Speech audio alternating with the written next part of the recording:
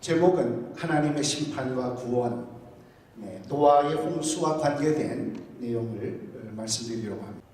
우리 노아의 홍수의 이야기를 하겠습니다. 노아의 홍수 성경에 잘 기록이 되어 있어요. 어떻게 기록되어 있는가? 다음 슬라이드입니다. 여러분들이 아시다시피 이 창조도 그렇거니와 노아의 홍수도 성경에 상당히 여러 장에 걸쳐서 잘 기록이 되어 있고 다른 성경에도 언급이 되어 있습니다. 노아의 홍수에 대해서 비교적 어느 다른 사실보다도 역사의 기록보다도 자세히 기록되어 있습니다. 심지어 며칠 동안 물이 덮였고 언제 빠졌고 어느 때 시작이 됐고 이런 내용들이 아주 자세히 기록이 되어 있어요. 그래서 그 내용을 우리가 비교적 상세히 알 수 있습니다. 다음 슬라이드요. 도표로 그리면 이렇게 그려집니다. 물이 차올랐고요. 한동안 높은 산이 다 물에 덮였다고 되어 있습니다. 그리고 또 쭉 빠져서 대략 150일가량 차 있다가 몇 달 동안 또 덮여져 있는 상태가 유지됐다가 또 150일 정도는 물이 빠지는 그런 과정이 있었습니다. 그래서 전체 길이가 약 1년하고도 열흘 정도 이런 기간 동안에 노아의 홍수가 있었던 그 기록들이 비교적 상세히 적혀져 있습니다. 그런데 이 내용들을 학교에서는 가르치지 않습니다. 학교에서 어떻게 가르치는지 한번 볼까요? 다음 슬라이드 보여주시죠. 이 리모트 컨트롤이 전혀 작동이 안 됩니까? 덤 드라이브를 바깥에 꽂아야 되는데 안에 꽂아갖고 안 돼요? 다시 여기서는 안 돼요? 지난 시간에 썼는데. 그럼 지금 다시 재부팅을 해야 돼요. 그래요? 네. 예. 됐습니다. 네. 그래서 학교에서 가르치는 내용을 보면 현재 어떻게 되냐 하면은 이 땅에는요 지층이 있다고요. 퇴적물이 쌓여진 지층들이 있습니다. 모래, 자갈, 점토 이런 것들이 쌓여져 있습니다. 근데 이 지층 속에는 이런 화석들이 나와요. 생물들의 시체가 나옵니다. 잘 보존된 상태로 이게 쭉 나오고 있어요. 그런데 오늘날 이것을 어떻게 해석하냐면은 과거 다윈 시대 이전에는 이 지층과 화석이 노아의 홍수 때 이루어진 걸로 해석을 했었습니다. 많은 과학자들이 성경을 믿었었어요. 그 당시 과학이 발전된 곳은 유럽입니다. 영국을 중심으로 한 유럽에서 발전했기 때문에 그 사람들이 다들 기독교를 갖고 있지 않았습니까? 그러니까 이 과학자들이 대부분 성경을 믿었어요. 그렇기 때문에 저 내용들을 성경으로 해석을 했습니다. 그러니까 노아의 홍수 때 이 퇴적물이 쌓여진 것이고 그때 죽어 들어간 생물들의 시체가 오늘날 남아서 발견이 된 것이다. 이렇게 해석을 했었어요. 근데 바로 다윈이 진화론을 발표하기 바로 전에 찰스 라이엘이라는 지질학자가 다른 견해를 발표했습니다. 어떤 견해냐면 이 지층들은 노아의 홍수 때 만들어진 게 아니라 이것은 오랜 세월을 두고 현재 우리가 보는 것처럼 강물이나 또는 바닷물에 의해서 조금씩 쌓이잖아요. 바람에 불려서 쌓이기도 하고 이런 정도의 내용들이 과거에 오랜 기간 걸쳐서 이루어낸 결과다. 이렇게 해석을 하는 이론을 내놓게 됐습니다. 이것이 이제 지질학의 진화론에 해당이 되는 거예요. 하나님께서 하신 일이 아니고 이건 자연이 하는 일인데 오늘날 우리가 본 것과 동일한 프로세스, 과정으로 오랜 기간에 걸쳐서 이루어진 거다. 이렇게 이제 주장을 한 겁니다.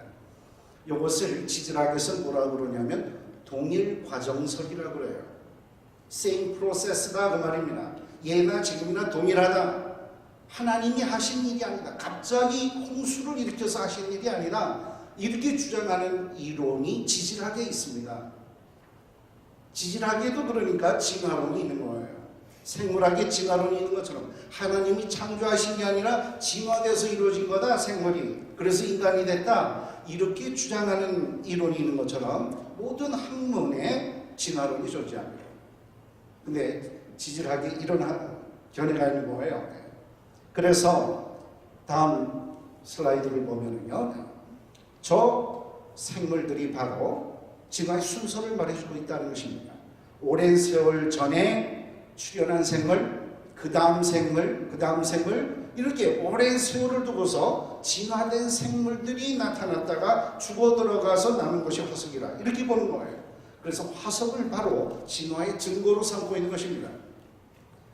그래서 오늘날 학교에서는 학생들한테 어떻게 가르치냐 하면요, 어류, 파충류, 양서류, 포유류, 이런 다양한 동물들을 늘어놓고 진화된 순서대로, 지구상에 출현한 순서대로 다르게 적은 것은 뭐 이런 식의 문제가 있습니다.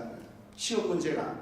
그럼 학생들은 어떻게 얘기하는지 아십니까? 답으로 어류, 물고기가 먼저 출현했다는 거예요. 어류, 그 다음에 양서류, 개구리 종류, 그 다음에 파충류, 도마뱀, 악어 종류, 공룡 종류, 그리고 포유류, 말, 사슴 종류, 이런 순서로 써야 정답인 것으로 채점을 합니다. 오늘날 그런 상황이에요. 이 과정에서 노아의 홍수는 가르치지 않습니다. 그냥 똑같은 일이 반복이 됐지, 이런 하나님께서 대홍수를 일으키신 사건 가르치지 않습니다. 성경을 봐야 그 얘기가 비로소 나옵니다. 그러니까 학교에서 배운 학생들이 이거 믿기가 쉽지 않은 것입니다. 창조를 믿지 못하는 것만큼이나 이것도 믿기 어려운 것입니다. 근데 이 두 가지는 딱 맞물려 있습니다. 생물의 진화만으로는 인정받기가 어려운데 이게 받쳐주고 있는 거예요. 그래서 생물의 진화론이 버텨냅니다. 다른 학문들이 이렇게 받쳐주고 있기 때문에 그런 거예요. 지금 그렇게 되어 있습니다. 자, 그럼 이제 우리가 이 실체를 한번 보도록 하겠어요. 다음 슬라이드. 그렇기 때문에 교인들이라 할지라도 성경을 공부하면서도 궁금한 게 많아요. 확실하게 믿질 못해. 그 홍수물이 어디서 왔지? 대홍수가 있다고 했는데 그 홍수물 어디서 온 거야? 비가 내리고서 홍수가 일어나나? 비가 그만큼 내릴 수 있을까? 산을 덮을 수 있을까? 뭐 이런 의문들이 많잖아요. 또 방주에 동물들이 탔다고 그랬는데 종족 보존을 위해서 그 방주 속에 그 많은 생물들이 다 탈 수 있나? 이런 의문이 생깁니다. 또 방주가 나중에 물이 빠지고 난 다음에 아라라산에 올라가서 걸쳤다고 되어 있는데 왜 비가 오는데 방주가 이 산에 걸려 있지? 이런 의문도 생기잖아요. 그러니까 그 문제들이 해결되지 않으면 많은 의문들이 있고 이 의문들을 가진 채로 신앙생활을 하게 됩니다. 그러면 기초가 확실하지 않은 상태에서 신앙생활을 하고도 있는 거예요. 이것은 단순히 과학적인 내용, 홍수가 있었냐 없었냐만의 문제가 아닙니다. 이거는 무엇과 관련이 있는가 하면 가장 중요한 건 무엇과 관련이 있는가 하면 하나님의 심판과 구원의 내용과 관련이 있어요. 왜 그러냐면 하나님의 성품 중에서 가장 중요한 것이 뭡니까? 사랑 아닙니까? 그리고 하나는 거룩하십니다. 거룩하시다는 것은 죄를 싫어하시는 겁니다. 우리가 죄를 지으면 그걸 묵과하지 않으십니다. 왜? 사랑하시기 때문에. 이 사랑과 거룩, 이거 양면이 있는 거예요. 그렇기 때문에 우리를 징계하십니다. 회개하고 고쳐질 수 있도록 징계를 하시는 거예요. 그래서 우리가 사실은 현재 우리가 하나님께서 완전한 세상을 창조해 주셨는데 우리가 죄를 지었기 때문에 벌을 받고 있는 거 아니에요. 징계를 당하고 있는 상황 아닙니까 현재. 근데 다시 용서해 주시고 원상태로 회복해 주시는 길을 만들어 주신 것이 바로 예수님께서 십자가에 달려 돌아가신 것 아닙니까? 우리의 죄를 대신해서. 그러니까 이것이 바로 징계, 심판과 그리고 구원의 내용입니다. 그런데 바로 그 성품을 말해주는 또 하나의 사건이 실제로 일어난 사건이 성경에 기록된 것이 바로 노아의 홍수입니다. 그러니까 노아의 홍수 때 상황이 어때서 하나님께서 창조하신 것, 인간을 창조하신 것을 한탄하셨다고 하지 않았습니까? 그때 죄가 그냥 많이 퍼져 있었던 거예요. 하나님의 뜻대로 행하지 않은 일들이 아주 많았던 것입니다. 그래서 하나님께서 한탄하시면서 새로 시작하신 사건 아니에요. 징계하셔가지고 다들 멸하시고 그 중에 의인으로 불려졌던 노아와 그의 가족들 8식구만 남겨놓고 멸하신 사건. 그래서 다시 시작하신 사건이 바로 노아의 홍수의 사건이라고 해요. 그 노아의 홍수 사건은 이건 하나님의 심판과 구원을 말해주는 내용입니다. 방주를 짓게 하셔서 의인을, 순종하는 의인을 구원해 주셨지 않습니까? 근데 이것을 믿지 않는 것입니다. 역사적 사실로 가치치지 않기 때문에 안 믿는 거예요. 그렇기 때문에 장차 있을 구원에 대한 내용도 믿지 않는 것입니다. 하나님께서 과거에 이런 일이 있었다. 노아의 홍수와 같은 일이 있었다. 앞으로도 있을 것이다. 이렇게 예언해도 사람들은 아무런 반응이 없습니다. 노아의 홍수를 사실로 믿지 않기 때문입니다. 이런 문제 때문에 중요한 것입니다. 이게 단순히 과학의 문제만이 아닙니다. 우리 신앙의 가장 기초가 되는 내용들하고 관련이 있는 것입니다. 자, 그래서 우리는 이제 노아의 홍수를 어떻게 해석할 것인가, 성경을 통해서 해석하는 것에 대한 양상을 한번 보도록 하죠. 자, 해석 한번 쭉 보여주세요. 네. 네. 지금 현재 크리스천들의 노아의 홍수에 대한 견해는 이렇게 다양합니다. 왜냐하면 믿기가 어렵기 때문에 이런 일이 생기는 거예요. 한쪽은 신화라고 말합니다. 이건 역사적인 사실을 부인하는 거예요. 이건 그냥 그 당시 퍼져 있던 홍수 설화, 신화의 영향을 받아서 기록한 것이다. 사실이 아니다. 이렇게 얘기하는 크리스천들이 있습니다. 그렇게 가르치는 신학대학이 있습니다. 두 번째는 편하게 믿는 방법이 있어요. 그건 뭐라냐면 우리가 이성적으로 쉽게 아는 거, 홍수 있지 않냐? 네. 강물이 범람하는 홍수. 중동지방 이스라엘, 그죠? 네, 중동지방에도 큰 강이 있어요. 유프라데스 강, 티그리스 강이 있어요. 이것들이 범람하는 거 아니야? 그때 그게 범람한 것, 그걸 말하는 것일 거다. 이런 로컬 플러드, 그러니까 지역적인 일부 지역의 홍수로 생각하는 분들도 있습니다. 그러나 그렇지 않고 전 지구적인 홍수로 보는 견해도 있습니다. 지구 전체가 덮였다는 거예요. 물론 여러분들은 어떻게 생각하십니까?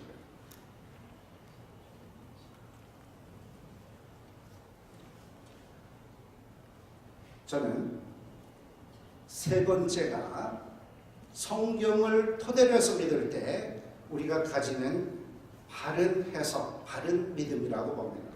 전 지구적인 홍수였다고 봅니다. 왜? 다음 슬라이드 봐줘. 성경 전체를 보면 그럴 만한 내용이 충분히 있습니다. 왜냐하면 우선 정황을 잘 보세요. 하나님께서 방주를 지으라고 하셨죠. 노아에게 오랜 세월 방주를, 큰 배를 지었습니다. 노아는 그냥 순종하면서, 그런 큰 홍수가 여태껏 난 적도 없는데 그냥 방주를 순종하면서 지었어요. 오랜 세월. 만약에 이것이 로컬 플러드라고 생각을 해보세요. 일부 지역의 홍수라고 생각했다면 하나님께서 그 방주를 왜 지으라고 하셨겠습니까? 그냥 저쪽으로 가서 피해라, 높은 산으로 올라가라 그러면 될 거 아니에요. 생물들 데리고 올라가라 그러면 되겠죠. 근데 그렇지 않고 배를 지으라고 하신 이유는 바다가 이제 이 물이 전부 지구 전체를 덮일 것이기 때문에 발 디딜 곳이 없으니까 방주를 지으라고 하셨을 겁니다. 그렇죠. 그리고 또 여러 가지가 있습니다. 예를 들면 이제 대표들 태웠지 않습니까? 동물들 종족 보존을 위해서. 근데 거기에는 모두 탔냐면 새도 탔습니다. 여러분들 비둘기, 까마귀 뭐 이런 새 탄 거 아시잖아요. 새는 왜 탔겠습니까? 만약에 로컬 플로드라면 새는 뭐 얼마든지 자유롭게 날아다니는데 새까지 실을 필요가 뭐 있겠어요? 만약 유프라데스 강, 티그리스 강의 범람으로 인해서 생긴 그런 강물에 의한 홍수라면 말입니다. 그러나 다 태우게 하셨다는 것은 이거는 전지구적인 홍수라는 것을 알 수가 있습니다. 그리고 또 무엇보다도 중요한 것은 뭐냐 하면 하나님께서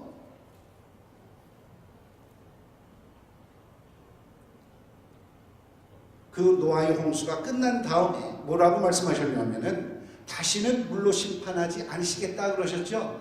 홍수를 일으키지 않으시겠다고 하셔서 만약에 그것이 일부 지역의 홍수였다고 한다면 하나님께서는 그 약속을 안 지키신 것이 됩니다.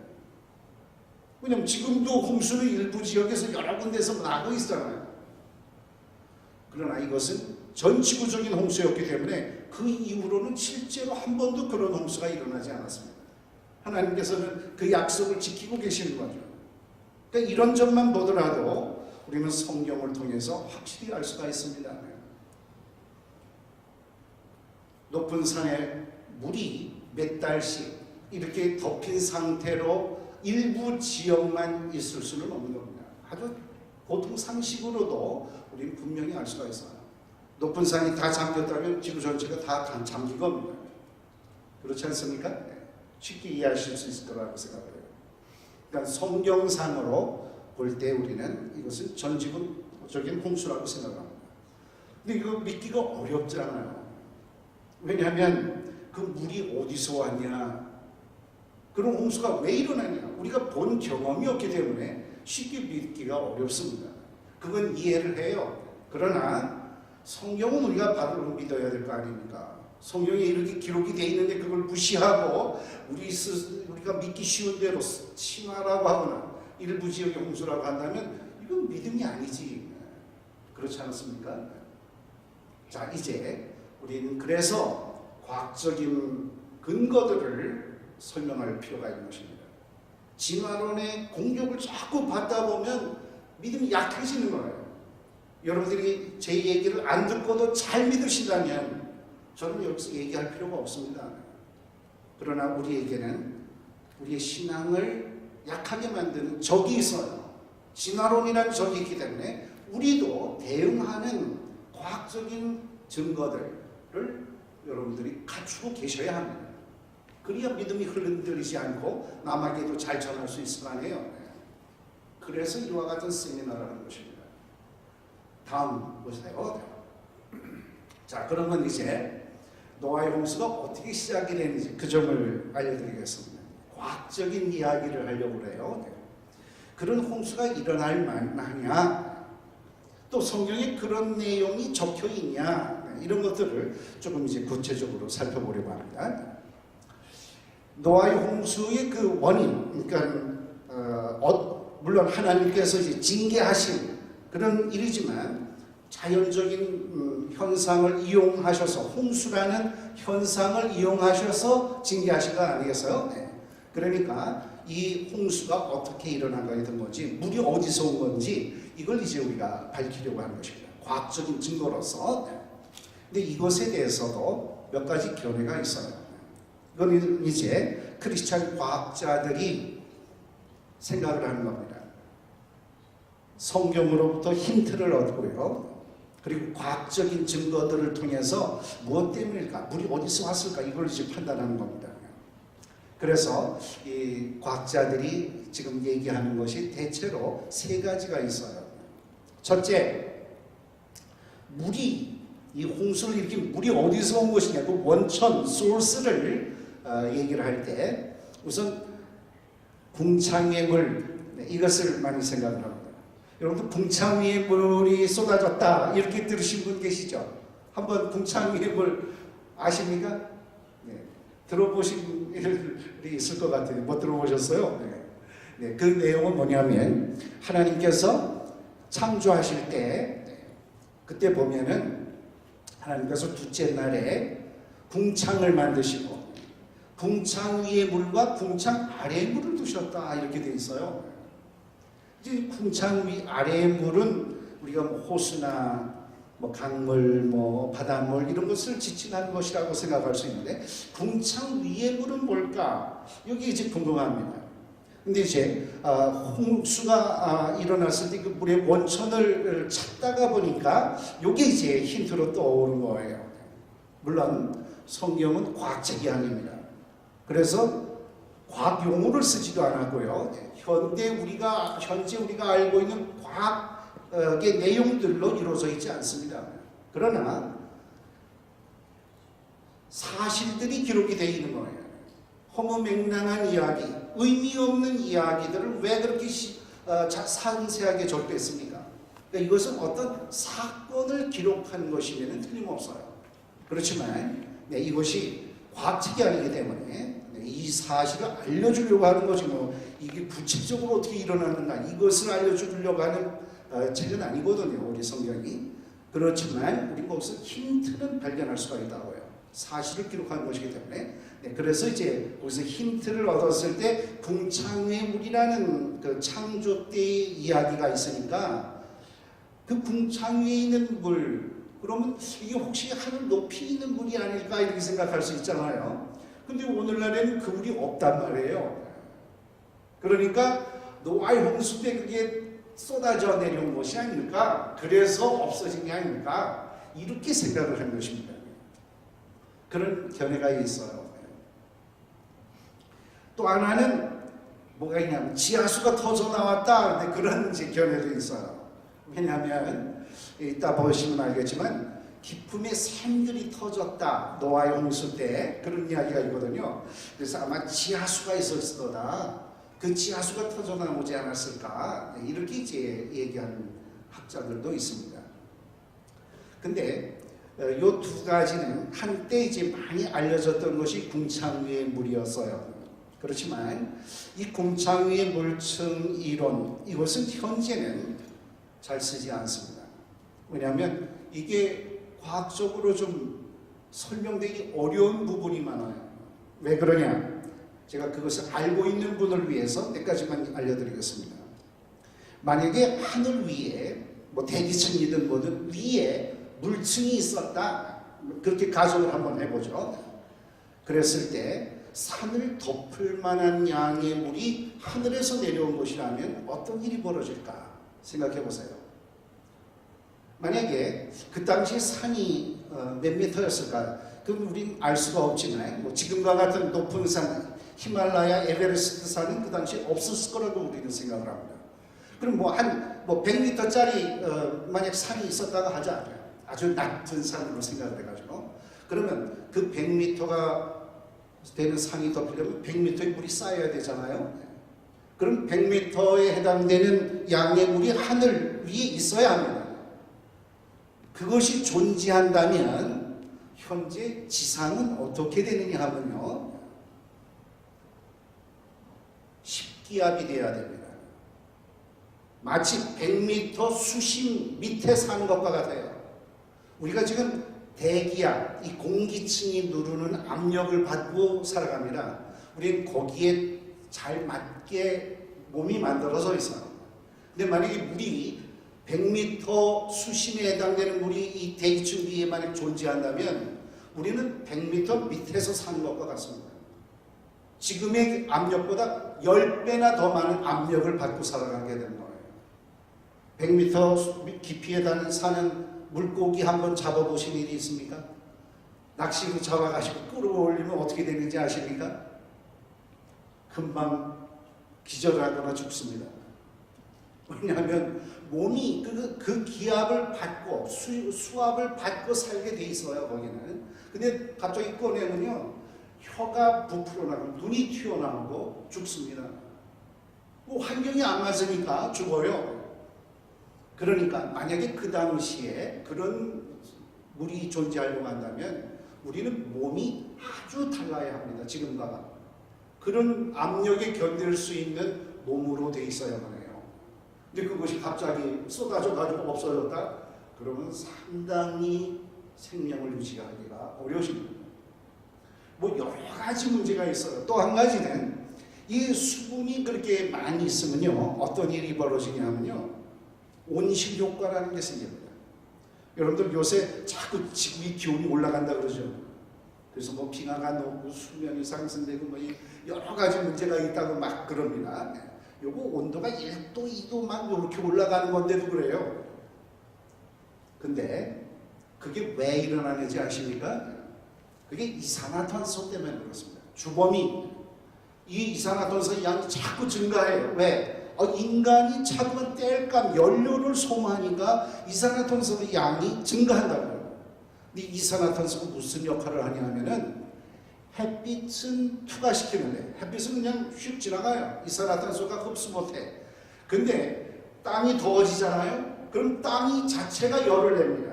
빛으로, 적외선이라는 그런 파장의 빛으로 열을 내요, 이 땅이. 근데 이 적외선은 CO2가 못 나가게 차단을 합니다. 흡수해 버려요. 그러니까 태양 에너지는 들어오는데 나가지는 못하게 만드는 결과가 됩니다. 그러면 에너지가 자꾸 쌓일 거 아니에요. 그럼 온도가 상승된다. 그래서 온실효과 때문에 지구의 온난화 현상이 생기는 거예요. 근데 그 역할을 하는 기체 중에 하나가 물입니다. 물이 기후하면 이 수증기가 되죠. H2O. 네. 이 수증기가 바로 그런 역할을 하는 기체 중에 하나예요. 태양 에너지 들어오게 해요. 여기 수증기가 많이 있지만 에너지 들어오잖아요. 근데 땅에서 나가는 적외선은 못 나가게 막습니다. 이산화탄소가. 똑같은 역할을 해요. 그래서 실험을 해보니까, 이건 뭐 실험을 이제 컴퓨터로 합니다.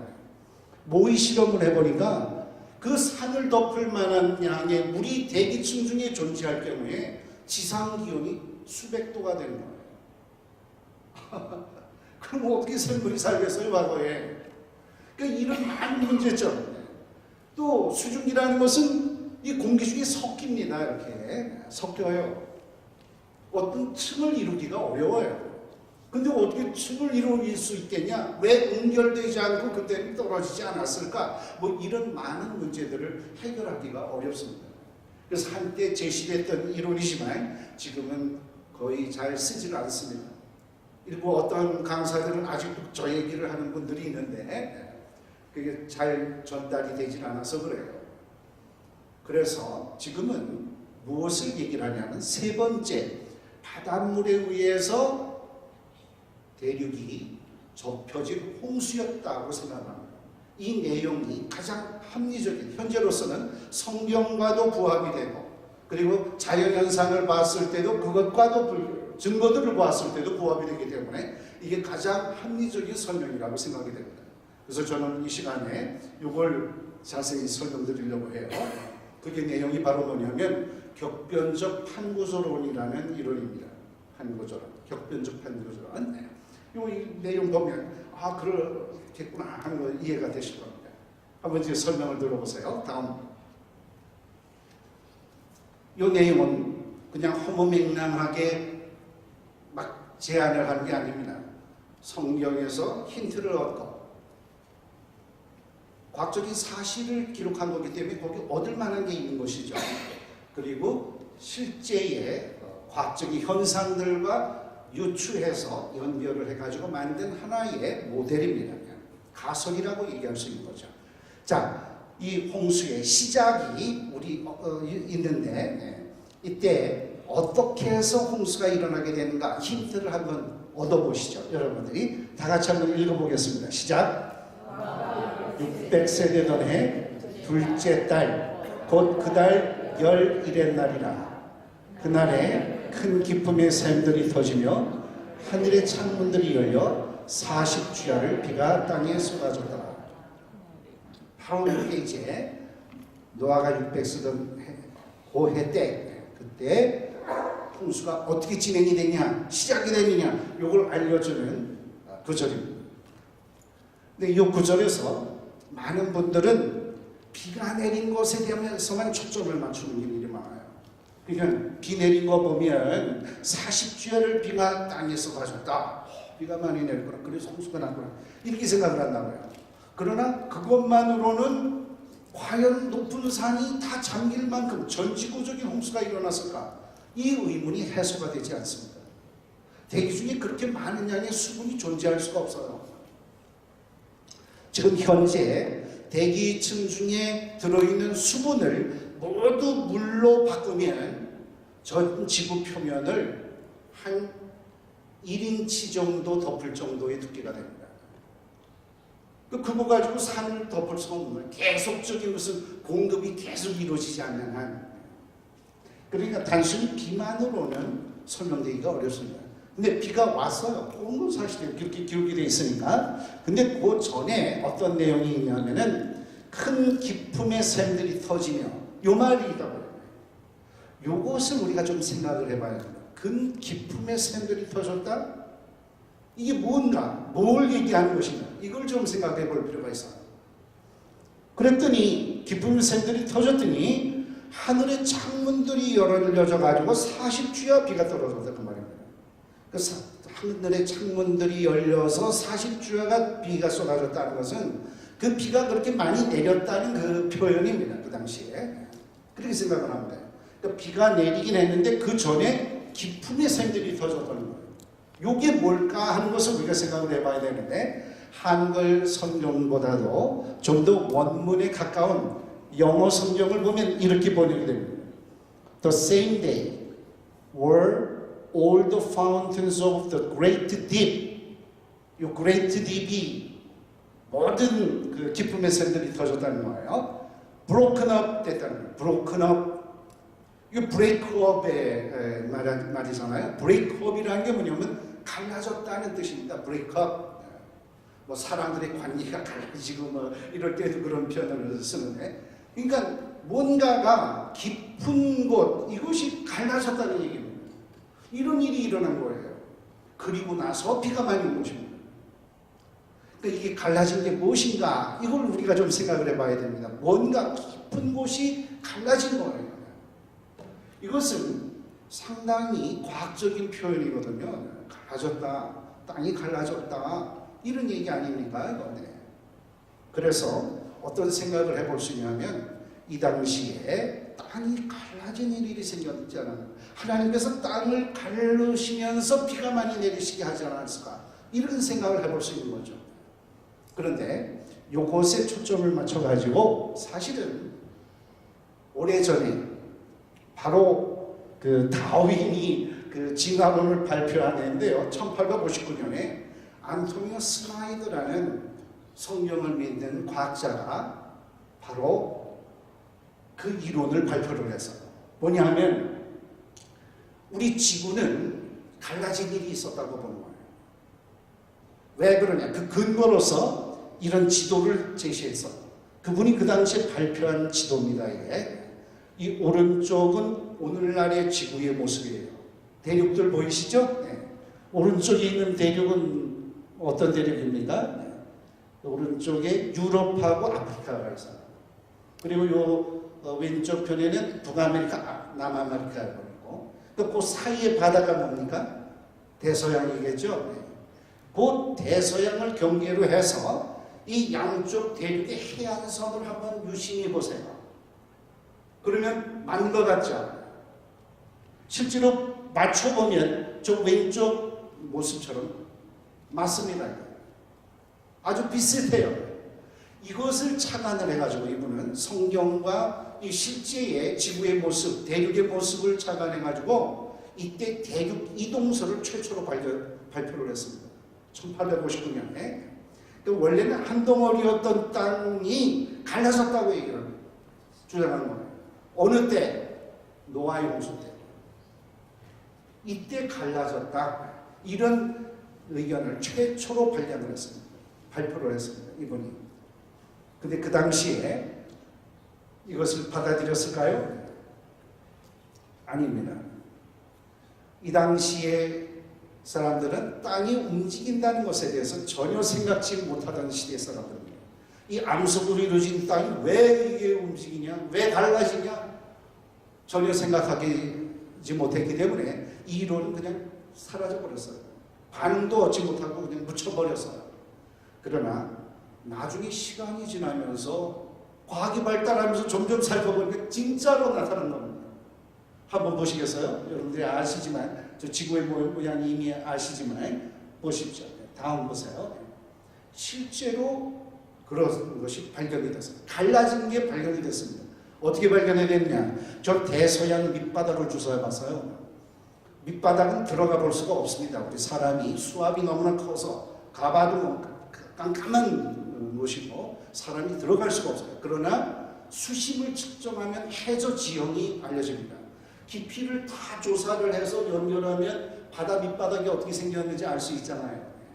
그 음파를 가지고 조사를 합니다. 요새는. 그래서 바다 밑바닥이 어떻게 생겼는지를 안 들어가 봐도 다 알아요. 그랬더니 진짜 저렇게 갈라져 있는 겁니다.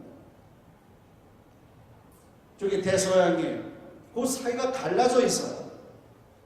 이게 갈라져 가지고 밑에서 물질이 올라와서 그 용암 물질이 올라와 가지고 쌓인 높은 해저 산맥이 이루어져 있는 것이 발견이 된 것입니다. 실제로 발견된 게 그 앞 슬라이드에 있었는데 한번 보여주시죠. 네, 요거 동영상이니까 한번 틀어주세요. 이제 대서양 밑바닥이요. 동영상을 플레이해 주시면 됩니다. 네, 어떻게 생겼는지 이제 바닷물이 다 없어졌다고 생각을 하고 밑바닥의 모습을 좀 표현을 한 겁니다. 조금 높이를 과장해서 표현한 건데 좀 뾰족한 것들은 이제 섬 같은 것이고요. 여기에 가운데 저기 지금 이제 불그스리한 선으로 표현이 될 텐데요. 네, 여기입니다. 이거 까만 선으로 있고 가운데 있죠.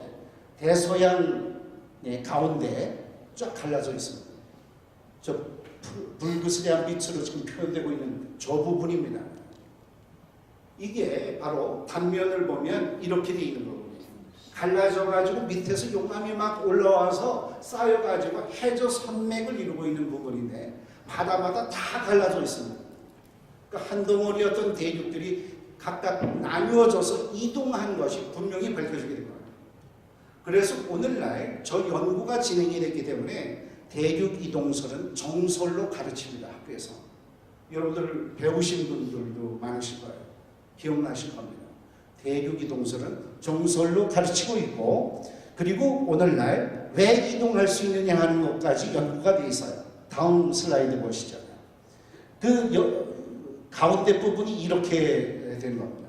그러니까 이게 갈라졌을 때 이 슬라이드라는 처음에 노아의 홍수 때 빠른 속도로 갈라졌다고 보고 있어요. 빠른 속도로 갈라지면 밑에 있는 물질이 채우느라고 올라오는데 올라오면서 녹아버리게 됩니다. 이 아래층의 온도가 높아요. 땅속으로 들어갈수록. 그래서 밑에 있는 물질이 올라오면 녹아버립니다. 뜨거운 물질이 올라오면서 녹아서 용암이 되면서 쌓여요. 그리고 양쪽으로 자꾸만 이동을 합니다. 그리고 대륙은 멀어져 가는 거예요. 이런 식의 변화가 일어나서 현재 그런 해저 지형을 이루고 있는 것입니다. 이것이 현재 다 과학적으로 밝혀진 내용. 그런데 이게 어떻게 해서 저렇게 쉽게 움직이냐 하면요. 이렇게 되어 있습니다. 다음 슬라이드 한번 보시겠습니까? 다음 슬라이드. 잠깐요. 이 껍데기 층을 지각이라고 얘기를 하는데 그리고 그 밑에 층을 멘틀이라고 그래요. 성분이 좀 다릅니다. 아래쪽으로 내려갈수록 뜨거워요. 근데 이 지각 밑에 멘틀이라는 층으로 내려가면 벌써 온도가 높아가지고 반쯤 용융된 반쯤 녹은 상태의 층이 나타나게 됩니다. 그 반쯤 녹았으니까 좀 유연성이 있어요. 완전히 액체는 아니지만 그렇다고 완전히 고체도 아닌 부분적으로 녹아있는 그런 상태의 물질이 됩니다. 그러니까 쉽게 여러분들에게 설명을 드리자면 마치 고추장이나 된장 정도 이렇게 돼 있다고 생각을 하시면 돼요. 좀 물컹물컹하잖아요. 고체도 아니고 액체도 아니고 그런 위에 딱딱한 암석층이 얹혀져 있는 것입니다. 그렇기 때문에 그 위에서 지각이 움직일 수 있어요. 갈라질 수도 있고 움직이다가 어떤 곳에 가서 부딪히면 빠져 내려갈 수도 있고 이런 변화가 일어날 수 있다는 것이 다 알려지게 됐습니다. 그러니까 지구의 표면은 플레이트로 되어 있다. 여러 장으로. 근데 이것이 움직인다. 그래서 이 움직이는 경계면에서 어떤 것은 갈라져서 화산 활동이 일어나기도 하고 어떤 것은 빠져 내려가기도 하고 하는 지각 변동이 그래서 일어나는 것이다. 이렇게 주장하는 이론이 지금 현재 지질학에서 아주 중요한 이론인데 이거를 플레이트 텍토닉스, 우리말로 하면 판구조론이라고 그래요. 근데 오늘날에 진화론자들은 이 판구조론을 어떻게 얘기하냐면 현재 매우 느린 속도로 움직여가는 것이 감지되고 있어요. 1년에 어느 정도로 움직이냐면요, 이 땅이 움직이는 것, 대륙들이 이동하는 속도가 1년에 수 센티미터쯤 됩니다. 그러니까 1년에 한 요 정도씩 움직이는 거예요. 그렇지만 이것이 누적이 돼가지고 꾹꾹꾹꾹 눌러지다 보면 어느 때 뿌둥 축적된 에너지가 한꺼번에 방출이 됩니다. 그래서 지진이 일어나기도 하는 거예요. 그 장소가 바로 우리가 살고 있는 이 워싱턴주 이 지역입니다. 그러니까 태평양 판하고요, 우리 아메리카 판이 여기서 만나고 있어요. 우리 워싱턴주 여기서 만나가지고 이렇게 내려갑니다. 여기서 부두둥 부두둥 이렇게 된 거예요. 그래서 지진이 많이 발생하고요. 이 부분에서 그 열 때문에 열이 발생을 합니다. 이 마찰, 눌려지는 이 부분에서 열이 발생하니까 암석이 녹아가지고 화산 활동이 많이 일어나는 거예요. 그러니까 여러분들 이 시애틀 주변에 화산들 많죠? 레이니어 산이 제일 유명하잖아요. 그리고 그 이후에 뭐 베이커 산이니 뭐 여러 산들이 많습니다. 오레곤주, 캘리포니아, 남미까지 알래스카 위로는 이 지역들이 다 그것이 만나는 것들이에요. 그래서 이 판구조론이라는 이 이론은 우리 지구상의 그 지각 변동들을 설명하는 아주 중요한 이론입니다. 정설로 받아들여지고 있습니다. 근데 처음부터 그렇게 느린 속도로 이동을 했다 이렇게 주장을 하죠, 진화론자들은. 그러나 우리는 그렇게 생각지 않고 처음에 노아의 홍수 때 갑자기 빠른 속도로 움직였다고 보는 것입니다.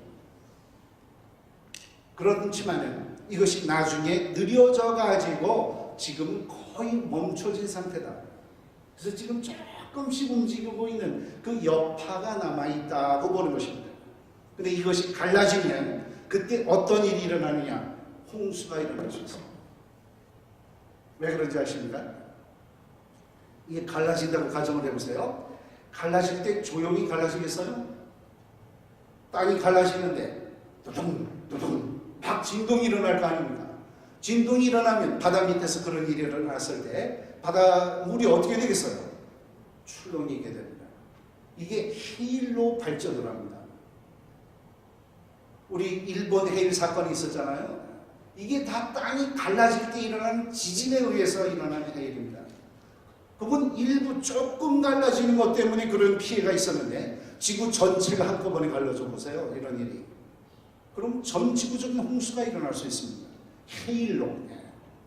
더구나 이것이 갈라지면서 많은 양의 용암이 흘러나와서 쌓이기 때문에 이 해령의 높이가 1500m 내지 2000m나 됩니다. 그만큼 올려지는 거니까 바닷물이 넘치지 않겠어요? 이게 뜨거운 물질이니까 더구나 들어 올려지게 됩니다. 가벼워지니까. 그러면서 이 바닷물들이 대륙으로 넘치고 그것이 해일로 들이치는 이런 아주 격변적인 홍수가 일어날 수가 있는 것입니다. 그래서 이것을 격변적 판구조론이라고 말하는 거예요. 우리 창조론자들이 주장하는 이론입니다. 가장 지금 그 홍수의 원리를 설명하는 이론으로서 적당하다고 말합니다. 그런데 이것이 갈라질 때 바닷물이 대륙으로 넘치면서 해일이 발생하기도 하지만 이게 갈라지면 뜨거운 게 나오니까 바다 밑에서 어떻게 되겠어요? 뜨거운 것이 올라가면 스팀이 하늘로 뻗칠 거 아닙니까? 그 스팀이 하늘로 쫙 올라갈 거예요. 갈라지는 순간. 그러면서 대륙으로 계속 뜨거운 그 스팀을 공급해 줄 거 아닙니까? 그러니까 많은 양의 비가 내릴 수 있었겠죠. 그게 바로 초기에 있었던 40주야를 비가 땅에 쏟아졌다라 하는 그런 내용이 아닐까 생각하는 것입니다. 그러나 그 비보다도 더 중요한 것은 바닷물이 대륙을 휩쓴 사실입니다. 그것이 주된 홍수를 일으키는 물의 원천이라고 보는 거예요. 이해하셨습니까? 네. 이 내용, 지금 제가 말씀드린 이 내용을 실감나게 보실 수 있도록 만든 비디오를 다음번에 보여드리겠습니다. 자, 이 비디오 보세요.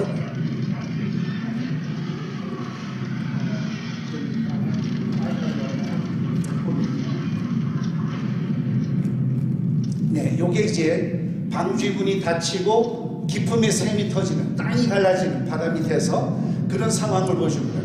뜨거운 게 올라오니까 그냥 확 스팀이 올라가겠죠. 그러면서 해일이 발생합니다. 전 지구적인 홍수가 일어날 수 있습니다. 지구는 물이 엄청나게 많거든요. 대륙의 평균 높이는 500m밖에 안 되지만 바다의 평균 깊이는 4000m나 됩니다. 물이 엄청나게 많아요. 저기 올라가면 다 넘치는 홍수가 일어날 수 있습니다. 전 지구적인 해일에 의한 홍수가 일어날 수 있습니다.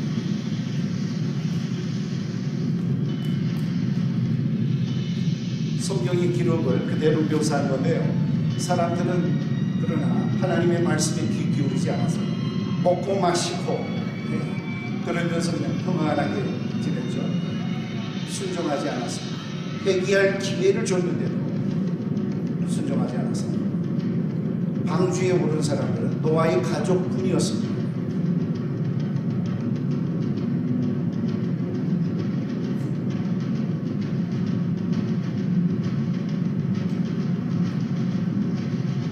노아의 방주를 묘사하고 있죠.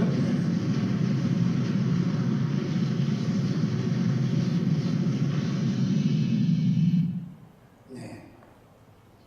이것은 지금 홍수가 시작되는 그 부분만 지금 말씀을 드린 겁니다. 표현을 한 거예요. 자, 다음 슬라이드 보시죠. 이 내용들은 성경적으로 뒷받침되는 것들이 있습니다. 성경의 시편 104편을 보면은요, 우리가 무심코 지나치기 쉬운데 이 내용이 노아의 홍수 과정을 설명한 내용으로 보입니다. 시편은 시적인 표현으로 되어 있어요. 장르로 봐서는 시입니다. 그러나 시 중에 시사시, 서정시도 있지만 서사시라는 게 있는 거 아시죠? 어떤 감정을 표현한 시도 있지만요, 서사시, 어떤 역사적인 사실을 시적인 표현으로 나타내는 그런 시도 있습니다. 제가 볼 때는 이것이 그런 경우에 해당이 돼요. 한번 다 같이 읽어보시겠습니까? 시작.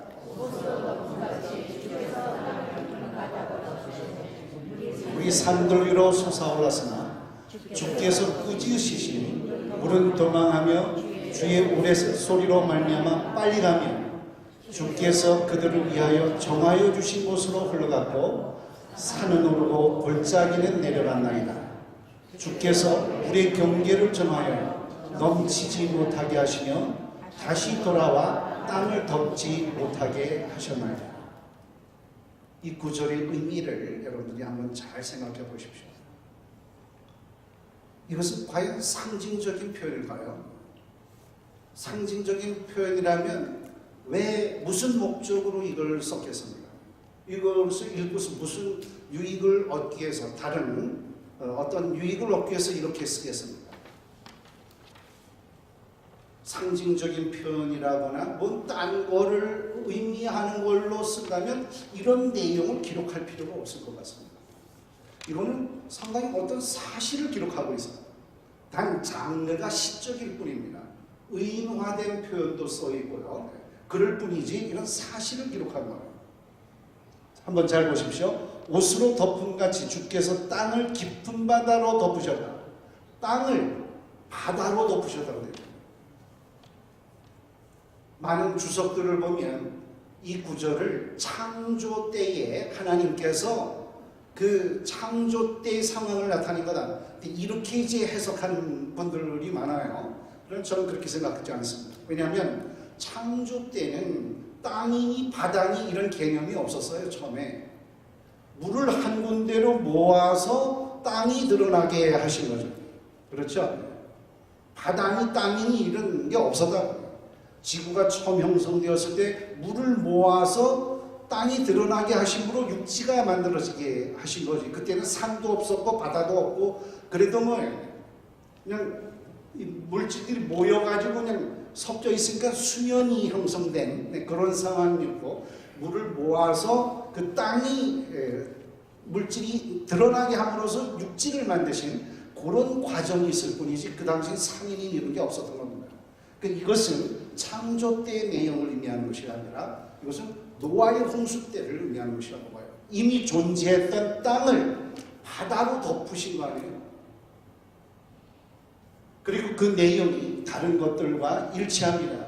이거는 창세기 그 6장에 그 바로 노아의 홍수가 시작되고 끝나는 상황 6, 7장의 내용들하고 일치하는 거예요. 그래서 깊은 바다로 덮으심에 심해 물이 산들을 위로 올라서 산이 다 덮인 사건 그거 아니에요.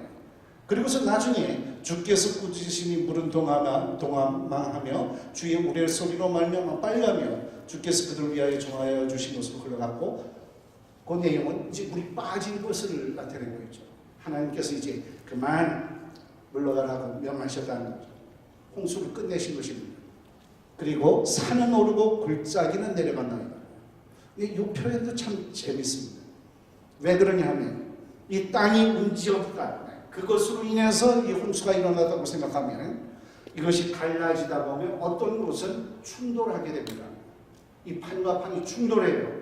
그러면 그 홍수에 의해서 쌓였던 퇴적층들이 눌려지면서 솟아오르게 됩니다. 그러면 산맥이 형성이 되는 거예요. 이게 바로 스콕 산맥입니다. 오늘날 그런 스콕 산맥들이 이루어져 있어요. 히말라야 산맥, 우리 여기 워싱턴주에 있는 캐스케이드 산맥, 또 조금 중부 쪽으로 가서 있는 바로 로키 산맥, 이런 것들이 다 스콕 산맥입니다. 이게 충돌하면서 만들어진 것들이에요. 그러니까 이것은 나중에 홍수가 끝나는 후반부에 이동이 되면서 눌려져 가지고 솟아오른 그런 산맥으로 해석이 됩니다. 성경에 따르면 그러니까 처음부터 높은 산맥들이 있었던 것이 아니죠. 그러니까 어떤 사람들은 이렇게 질문하거든요. 히말라야 산맥 같은 그런 높은 산맥이 어떻게 물에 다 잠기냐, 홍수로 그만한 물이 어디 있느냐, 이런 식으로 이제 그 부정을 하는 분들이 있는데, 우리가 성경을 잘 보면 그 산맥들은 나중에 이루어진 것으로 보입니다. 그리고 다음번에 보면은 마지막 절을 보면은요, 주께서 물의 경계를 정하여 넘치지 못하게 하시며 다시 돌아와 땅을 덮지 못하게 하셨나이다. 이 내용이 바로 뭐냐면 홍수가 다 끝난 다음에 노아의 가족들한테 그렇게 언약을 하셨잖아요. 이제 내가 다시는 물로 심판을 하지 않으시겠다는 그런 약속을 하시고 무지개를 주셨잖아요. 증표로. 그 내용이 이렇게 시적인 표현으로 나타내진 거다. 이렇게 말할 수 있는 것입니다. 이것은 성경적인 근거를 갖고 그리고 과학적인 증거들과 함께 맞추어서 유추해서 우리가 하나의 모델을 만든 것입니다. 제가 볼 때는 아주 가장 잘 들어맞는 모델이라고 봅니다. 진화론적으로 봤을 때 이런 홍수는 없었다, 모두가 다 천천히 쌓여진 거라고 생각하는 그런 이론보다, 동일과정설의 견해보다 이것이 더 현실적이고 잘 들어맞는 과학적인 증거를 많이 갖고 있는 이론이라고 보는 것입니다. 여러분들이 성경을 이런 얘기 안 해도 다 잘 믿으신다면 이런 얘기를 할 필요가 없어요. 그러나 우리에게는 진화론이 있고 적이 있고 우리의 신앙을 부정하는, 그렇기 때문에 우리도 이런 걸 필요로 하게 됩니다. 이걸 알려줌으로써 더 든든하실 수 있잖아요. 이거 믿을만 하구나, 사실이 있구나, 자신감이 생길 수 있지 않습니까? 그래서 이것이 필요한 것입니다. 하나님께서는 우리에게 지난 시간에도 제가 말씀드렸지만 성경을 통해서 자세히 알려주고 계시고, 한편으로는 뭘 통해서 알려주신다고 그러셨어요? 하신 일을 하나님의 신성과 그리고 능력이 무엇을 통해서 분명히 알려지게 됐다고요? 하나님께서 만드신 만물을 통해서 알려주신다고 되어 있잖아요. 그 만물, 자연세계, 이걸 보고도 우리는 깨달아야 하는 것입니다. 성경의 기록과 일치된다는 것을 우리는 볼 수 있어야 합니다. 다음 한번 보시죠. 자, 그러면 이제 조금 더 구체적으로 증거들이 뭐가 있냐, 남아있는 게 뭐냐, 그렇게 해서 그걸 한번 좀 보겠습니다. 이 홍수 때문에 해일에 의해서 두꺼운 퇴적층이 쌓여 있어요. 대륙마다. 왜 그렇게 쌓여지는지 아십니까? 이 빠른 속도로 물이 흘러가면요, 우리가 흘러가는 이 강물 천천히 흘러가는 것과는 비교가 안 되는 엄청난 일이 일어납니다. 속도가 빠르면요, 이 물들이 바위를 막 부스러뜨립니다. 평상시에는 안 일어나는 일들이 일어나요. 암석을 막 부스러뜨려 가지고 가루로 만듭니다. 또 내려버립니다. 거대한 바위도 또 내려갈 수 있어요. 그러면서 자갈물의 점토로 바뀝니다. 이것들이 낮은 곳에 가서 쌓여지게 되는 거예요. 그래서 퇴적층이 생겨나게 됩니다. 그 퇴적층들이 대륙의 75%를 덮고 있어요. 대륙마다 두꺼운 퇴적층이 덮여져 있습니다. 지금은 그 지층들이 왜 쌓여졌는지를 잘 모릅니다. 뭔가 이유가 있어야 쌓여질 텐데 이렇게 넓게 지금은 설명이 안 돼요. 그것을 가장 잘 볼 수 있는 곳이 바로 여기입니다. 한번 보실까요? 동영상입니다.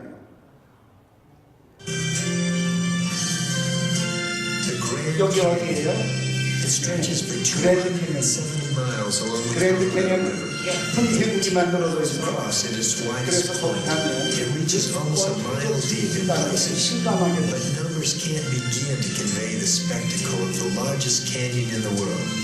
네, 저거 보시잖아요.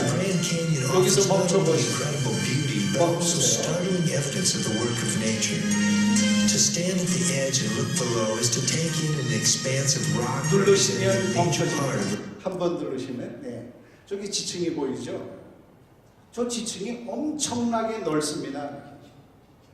저거는 도저히 강물이 쌓을 수 있는 지층이 아닙니다. 바람도 저렇게 넓게 쌓지 못합니다. 저 지층들이 미국 대륙의 수십 주를 덮고 있는 그런 면적에 쌓여져 있어요. 모래층, 사암층이 있는데 그 사암층이 수십 개의 줄을 덮고 있다고, 미국에. 우리 미국 땅이 얼마나 넓은지 잘 아시잖아요. 그 모래가 어디서 왔으냐, 그렇게 많은 양의 모래가 이게 뭐 때문에 쌓여지는가를 설명할 수가 없습니다. 지금 그 규모가 바다가 덮지 않고는 도저히 그런 일이 일어날 수가 없어요. 바다가 덮어야 그런 면적의 지층이 쌓여질 수가 있습니다. 그래서 그 근거를 우리가 삼는 거예요. 근데 이걸 가지고 진화론자들은 저게 오랜 세월 그냥 천천히 쌓여지고 바다가 됐다 육지가 됐다 오르락내리락 하면서 오랜 세월 두고 쌓여졌다고 얘기를 합니다. 우리는 저것이 홍수기간 중에 그 해일에 의해서 왔다 갔다, 물이 왔다 갔다 하면서 이것저것에 있는 물질들을 막 쌓으면서 저는 층으로 되었다고 생각을 합니다. 다음 보세요. 이 지층들은 미국에만 있는 것이 아니라 다른 데도 많습니다. 가장 많이 볼 수 있는 것이 그랜드 캐년이기 때문에 그랜드 캐년이 아주 중요합니다. 그래서 우리는 그랜드 캐년을 탐사여행을 가요. 우리가 이렇게 강의를 하지만 직접 가서 보면 더 확실하게 느낄 수 있거든요. 저희가 4월 달에 탐사여행을 합니다. 여러분들 중에서도 아직 탐사여행을 가보지 않으셨거나 아니면 오래전에 가보셔가지고 기억이 가물가물한다든지 또는 그랜드 캐년만 가보고 그 이웃에 있는 브라이스 캐년, 자이언 캐년 이런 아주 좋은 곳, 다른 곳을 가보지 못하셨다든지 하시는 분들은 한번 그 4월 달에 탐사여행에 참여를 해보세요. 아주 좋은 기회가 될 것입니다. 필요한 분은 저희가 나중에 안내문을 드리겠습니다. 아까 몽고에서 보셨죠? 그런 지층이 있는 거. 중동 지방에도 저런 지층이 있습니다. 각 대륙마다 있다는 걸 보여드리는 거예요. 다른 데 보세요. 이거는 중국입니다. 중국에도 중국의 그랜드 캐년이라고 불려지는 태양산이라는 곳을 보면 저런 지층들이 있습니다. 대륙마다 저렇게 두꺼운 지층들이 쌓여져 있어요. 왜 쌓여졌는지를 모릅니다. 이 지층들은 거의 연속적으로 쌓여진 것처럼 아주 가시관하게 퇴적이 되어 있어요. 오르락내리락 하면서 오랜 세월을 쌓여진 것으로 보여지지가 않습니다. 그 다음 저 지층들 속에서 뭐가 발견되는지 아십니까? 수많은 생물들의 시체가 발견됩니다. 그게 바로 화석이죠. 화석 보세요.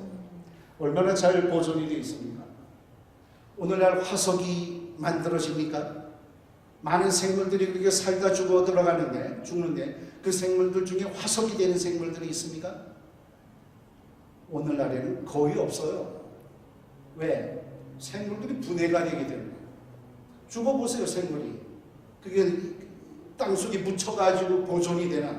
이 생물들 보시면은요, 이렇게 죽었다? 그럼 금방 얼마 안 돼서 다 분해됩니다. 뜯어먹는 생물들도 있고요. 근데 생물들의 화석을 보면 잘 보존되어 있습니다. 이 새우 아닙니까? 더듬이, 부스러지기 쉬운 더듬이, 털까지 다 보존되어 있어요. 이거는 상매장이 되기 전에는 이런 일이 일어나기 어렵습니다. 근데 오늘날은 그런 일이 일어나기가 어려워요. 거의 화석이 만들어지기 어렵습니다. 극단적인 상황이 아니고서는 이렇게 떼죽음을 당한 한꺼번에 잔뜩 발견되는 이런 생물들의 화석도 많아요. 어떤 생물, 이 오른쪽 이 경우는 같이 살지 않은 물속의 생물과 육지의 생물뼈가 막 섞여 있습니다. 이런 떼죽음이 오늘날 일어날 수 있습니까? 쉽지 않습니다. 근데 저런 화석이 그 75% 대륙을 덮고 있는 지층 속에서 무수히 많이 발견이 됩니다. 이거 화석 상점입니다. 이걸 떼다가 이게 파를 정도예요. 여러분들 화석 발견하기가 참 어렵습니다. 암석을 자꾸 쪼개야 됩니다. 그 사이에 들어있기 때문에. 그래서 많이 망가져요. 저렇게 잘 나타나는 것이 나오려면 여러 개 쪼개봐야 그 중에 하나가 잘 나타납니다. 그런데 저렇게 파를 정도로 많은 거예요. 이런 생물들 얼마나 잘 보존되어 있습니까? 이 생물은 더구나 새끼를 낳다가지고서 그 새끼가 뒤에 보이는데 지나가서 못 보신 분도 있을 텐데 이 뒤에 새끼 있잖아요. 출산 중에 확 메모리된 거예요. 아주 급격한 변화를 말해줍니다. 식물의 화석도 있어. 잘 보존되어 있죠? 지금 식물 떨어져 보세요. 화석이 되기 쉬운가? 다 말라버리지. 다음 공룡 발자국 화석이 있습니다. 이거 한국이에요. 한국이 옛날에 공룡이 많이 살았습니다. 공룡 발자국들이 많이 보존되어 있어요. 오늘날 발자국 밟고 지나가고 화석 됩니까? 안 되면 다 뭉개지지. 오늘처럼 천천히 이렇게 퇴직이 이루어져서는 화석이 되게 어렵습니다. 근데 물방울 자국 또는 새 발자국, 공룡 발자국 이것들이 많이 남아있어요. 그건 왜냐하면 찍힌 다음에 뭐 지륵 같은 걸 밟고 찍힌 다음에 물이 휩쓸면서 덮은 거예요. 그러니까 보존될 수가 있는 거예요. 빠른 속도로 다른 퇴적물이 와서 덮어준 거예요. 그러지 않고는 저런 화석이 이루어지기 어렵습니다. 근데 그 위에 쌓인 퇴적물이 약해서 시간이 지나면서 벗겨져 버린 거예요. 황량한 사막에 이런 통나무 화석들이 널려져 있습니다. 돌멩이로 변한 화석들이에요. 이 화산재가 많이 녹아있는 물에 휩쓸려 지나가면서 그 화산재 성분이 나무 부러뜨려가지고 또 내려보낸 나무들 속으로 들어가서 돌멩이로 바뀌어집니다. 물이 빠지고 나니까 이 돌멩이들, 화석으로 변한 돌멩이 나무, 이것이 널려져 있는 거예요. 여기 살지 않는 나무, 지금 사막이에요. 이거는 그랜드 캐년 부근에 있는 규화목 화석이라는, 규화목 공원이라는 곳입니다. 규화목이라고 해요. 저 화석을 돌멩이로 변한 나무입니다.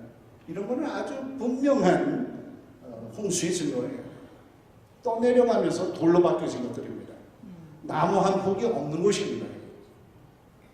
다음 보세요. 그 다음에 지형들입니다. 이 표면을 보면 홍수가 휩쓸고 지나간 것들이 보입니다. 두꺼운 퇴적 증들도 생기지만 이 물이 이제 홍수물이 빠져나가잖아요. 빠져나갈 때는 어떻게 빠져나가냐면 여러분들 썰물이 해변을 빠져나가는 경우를 생각해 보세요. 밀물때 휙 들어오면서 퇴적을 일으킵니다. 판판하게 빠져나갑니다. 깎아요. 판판하게 다시 깎으면서 어떤 한 부분으로 많이 물이 모여 나가게 되면 거기는 골짜기가 생기게 됩니다. 그렇죠? 홍수가 판판한 땅을 만들고 두꺼운 퇴적을 만들면서 나중에 캐년들을 여기저기 만들게 됩니다. 지구상의 현재 그래서 캐년들이 많은 거예요. 그 중에 대표적인 캐년이 바로 그랜드 캐년입니다. 그랜드 캐년에는 콜로라도 강이 흐르고 있지만 그건 아주 보잘것없이 작은 강입니다. 이거 그랜드 캐년이에요. 저기 강이 흐르는 거 보이죠? 콜로라도 강. 아주 실줄기같이 가느다란 강입니다.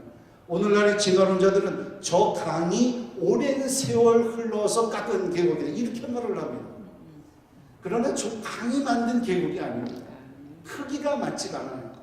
이건 홍수물이 빠져나가면서 만든 계곡이었고 나중에 빗물이 떨어지면 결국은 밑으로 내려가가지고 거기 강이 흐르게 됩니다. 그 작은 강이 콜로라도 강이에요. 콜로라도 강이 만든 계곡이 아닙니다. 해석이 그렇게 다른 거예요. 이해하시겠죠? 자, 다음 보십시오. 거기 그리고 빠져나가면서 저렇게 평탄하게 깎는데 일부 어떤 부분, 강한 부분은 남겨놓기도 합니다. 저런 게 남아있잖아요. 저거. 저 지층이 멀리 딴 곳에서 발견이 됩니다. 그러니까 다 덮여진 건데 다 깎이고 평탄하게 깎이고 조금만 남은 거예요. 이런 침식이 이루어지는 것은 대홍수가 아니고서는 불가능한 일입니다. 바람이나 하천이 할 수 있는 일이 아니에요. 제가 허튼 소리 하는 걸로 보이십니까? 이거 과학적인 얘기입니다. 더 과학적인 얘기입니다. 그리고 그렇게 두껍게 쌓여진 지층들을 빠져나갈 때 깎다 보면 그런 식으로 이렇게 큰 기둥 모양의 지형들이 남게 되는 겁니다. 이거는 마뉴먼트 밸리라는 곳, 그랜드 캐년에서 몇 시간 떨어진 곳에 있는 거예요. 이것도 아치스 캐년이라는 곳입니다. 위에 보면 다 연결이 되어 지층들이 메워져 있었다는 걸 알 수가 있어요. 깎여버리는 거예요. 저건 풍화 침식으로 인해서 오랜 세월에 걸쳐서 이루어진 것이 아닙니다. 왜? 풍화 침식으로만 이루어졌다면 저 밑에 부스러기들이 있어야 될 거 아니에요? 저기 무너진 것들이 보여야 될 거 아니에요? 근데 저기 가보면 그런 흔적이 별로 없습니다. 충분하게 많지가 않아요. 저거 보세요. 저 쭉 쌓여져 있는 건데 다 사라지고 조금만 남아있습니다. 그 옆에 그런 부스러기들이 없어요. 이거는 홍수물이 깎여가지고 멀리 갔기 때문에 그 주변에서 발견되지 않은 것입니다. 이 설명이 더 타당하지 않습니까? 이 증거들을 보고서 가만히 있어야 되겠습니까? 크리스천들이. 우리가 이 증거들을 보여줘야 돼요. 예수님께서 부활하셨다면 그 부활하신 무덤을 보고 우리는 알 수 있는 거 아니에요? 그것에 대한 증인들이 그 부활 사실들을 알려줘서 우리에게까지 그 복음이 전해진 거 아니에요? 마찬가지입니다. 우리는 홍수의 증거, 창조의 증거들을 말할 수 있어야 합니다. 그러면 이 진화론자들이 얘기하는 고생대지층, 중생대지층, 신생대지층이라고 하는 것은 무엇인가? 그것에 대해서 잠깐 말씀드리면 이 그랜드 캐년을 보면은요 밑에 기울어진 지층이 있어요. 그리고 위에 수평하게 쌓여진 지층이 있어요. 이 수평하게 쌓여진 지층이 우리는 바로 노아의 홍수 때 쌓여진 지층이라고 생각을 합니다. 그 이전의 아래쪽 지층들, 이것은 홍수 이전에 있었다. 창조 때부터 홍수 이전에 형성된 암석층이라고 생각합니다. 왜 그러냐? 이 밑에 있는 지층들, 암석층들 중에서는 화석이 없습니다. 화석이 안 나타나요. 있다 하더라도 아주 조금 있습니다. 그런데 이 수평하게 쌓여진 지층에서만 화석이 갑자기 나타납니다. 근데 이 화석이 나타나는 지층들을 바로 지질학자들은, 진화론자들이죠, 시대가 다르다, 오랜 세월에 걸쳐서 쌓여졌다고 해서 고생대, 중생대, 신생대 이런 식으로 표현하고 있는 겁니다.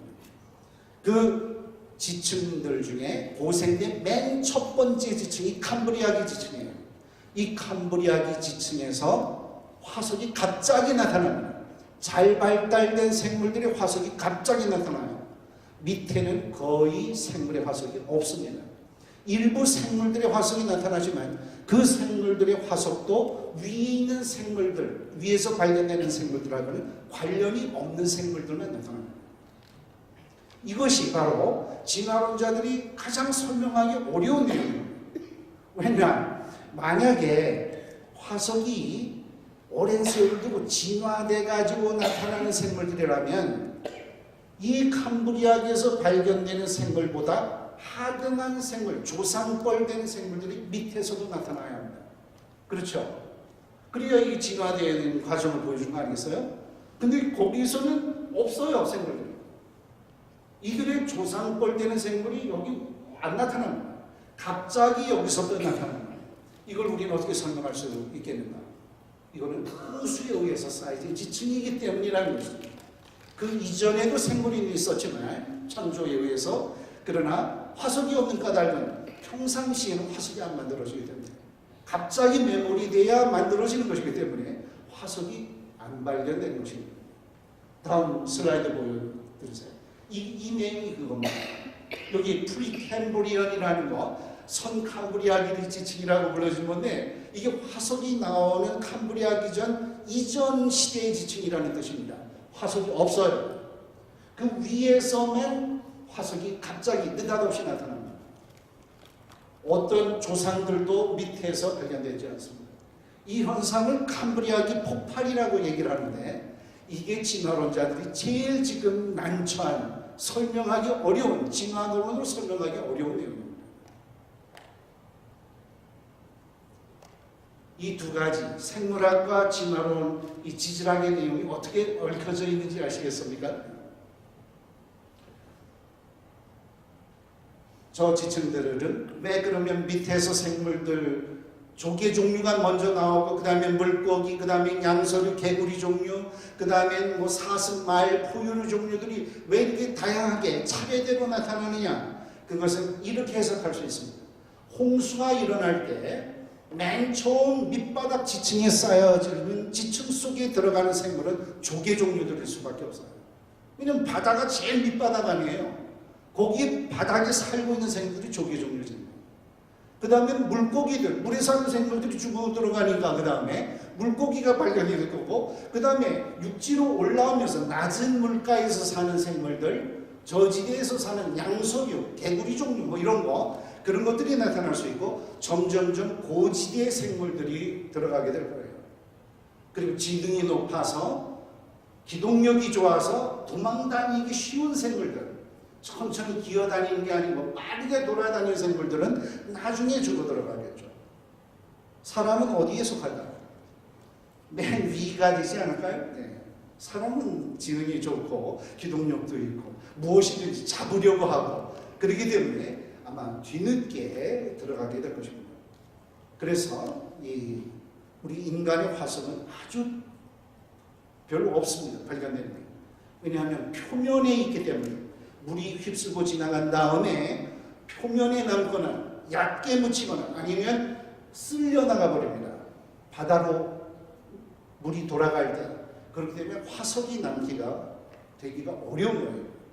우리 최근에 인도양 또 일본의 해일 사건이 있었지만 그 당시에 수십만 명씩 죽기도 했습니다. 인도양에서.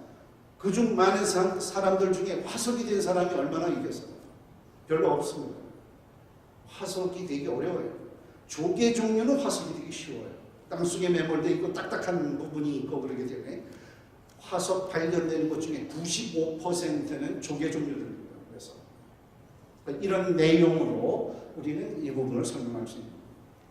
그러니까 지금 화석들이 이렇게 발견되고 있지만 이것은 진화의 순서를 말해주는 것이 아닙니다. 이것은 오히려 뭘 말해주는 것일까요? 생물의 화석은 하나님의 심판, 징계를 말해주는 것입니다. 하나님의 심판, 징계의 증거인데 이걸 바꿔가지고 하나님의 창조를 부정하는 진화론의 증거로 삼고 있으니까 이것은 매우 잘못된 것이라 할 수 있죠. 바로 잡아야 하는 것입니다. 자, 다음. 네, 요거 얘기를 드리려고 했는데 시간이 벌써 조금 지났습니다. 이제 바로 마치려고 합니다. 제가 많은 이야기를 해도 어떤 분들은 요 작은 것 때문에 의문이 해결되지 않고 원점으로 돌아가는 분들이 있어요. 그래서 제가 이런 얘기까지 다 하려다 보니까 시간이 길어지는 겁니다. 사실은 진화론의 영향이 엄청나게 큽니다. 저는 과거에 진화론자여서 이것을 창조론으로 바꾸는데 여러 해가 걸렸습니다. 진화론 공부한 것만큼 내가 새로운 과학을 공부해야만 했습니다. 근데 이것을 불과 이틀, 몇 시간 만에 이걸 바꾼다는 것은 사실 쉽지가 않습니다. 교회에서 여러 시간을 얻기가 쉽지가 않아요. 그래서 제가 가급적 많이 좀 가르쳐 드리다 보면 시간이 길어졌도 그러면 그걸 참지 못하는 분들도 계신다고. 이게 아주 딜레마입니다. 그런데 이거 제가 계획은 했지만 시간이 돼서 제가 요 연대에 관한 부분 요것은 제가 다음 기회로 넘기겠습니다. 우리 진화론에서는 지구의 나이를 저렇게 오래 얘기를 해요. 그러면서 이거는 봐라, 이 긴 연대가 있지 않냐. 이거는 오랜 세월이 이루어진 것을 증명해 준 것이다. 창조의 이야기는 맞지 않다. 노아의 홍수도 없었다. 이런 식으로 이제 증거로 이걸 얘기를 하거든요. 그래서 이것을 이제 또 들으셔야 되는데 이 내용은 비교적 전문적인 내용도 포함되어 있고 해서 조금 시간을 드려야 되기 때문에 지금 여기에서 마칠 때 말씀드린 것이 적합하지가 않다고 생각합니다. 이건 다음 기회에 하도록 하죠. 다음 슬라이드 결론 부분을 말씀드립니다. 자, 이거 아라라산에 어떻게 방주가 올라가냐 간단히 말씀드릴게요. 저것도 미스테리로 생각이 됩니다. 그러나 이게 바닷물에 의한 홍수라고 생각하면 이해가 돼요. 이 다음 슬라이드를 보시면 여러분들 이해하실 수 있습니다. 이거 일본 해일 사건이 일어난 다음에 장면입니다. 배가 어디 올라가 있죠? 지붕 위에 올라가 있습니다. 왜냐하면 해일은 바닷물이 육지로 밀고 올라가는 일입니다. 다 떠올라요. 그러다 빠집니다, 물이. 그러다 보면 저렇게 걸려지는 거예요. 그러니까 아라라산에 걸릴 수가 있는 것입니다. 방주가 올라갔다가. 다음. 자, 이제 결론을 내립니다.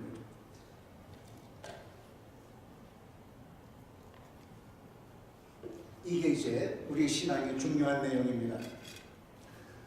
이 노아의 홍수를 역사적인 사실로 믿어야 합니다. 왜냐? 예수님께서 바로 창조주이시면서 구원을 위해서 우리 구원을 위해서 오신 이 예수님께서 이런 말씀을 하셨어요. 제자들이 그 마지막 때에 무슨 일이 일어나겠습니까? 이렇게 물었을 때 제자들에게 하신 말씀입니다. 이런 일이 일어날 거다. 다 같이 읽어보겠습니다. 시작. 노아의 때와 같이 인자의 임함도 그러하리라. 두 여자가 맷돌질을 하고 있음에 한 사람을 데려가고 한 사람은 버려둠을 당할 것입니다. 그러므로 깨어있으라. 어느 날에 너희 주가 임할지 너희가 알지 못하니. 마지막 때에 노아의 때처럼 그렇게 될 거라는 거예요. 노아의 때에 어떤 일이 있었습니까? 하나님께서 경고하셨어요. 홍수가 일어날 거다. 그리고 기회를 주셨어요. 120년 동안 회개할 수 있는 기회를 줬는데 결국 다들 순종하지 않고 노아의 가족만 구원을 받았습니다. 그와 같은 일이 일어날 거라는 거예요. 그래서 어떻게 하라는 건가? 베드로 후서에 그 내용들이 나와 있습니다. 다 같이 읽겠습니다. 시작. 그때 세상은 물이 넘침으로 멸망하였습니다.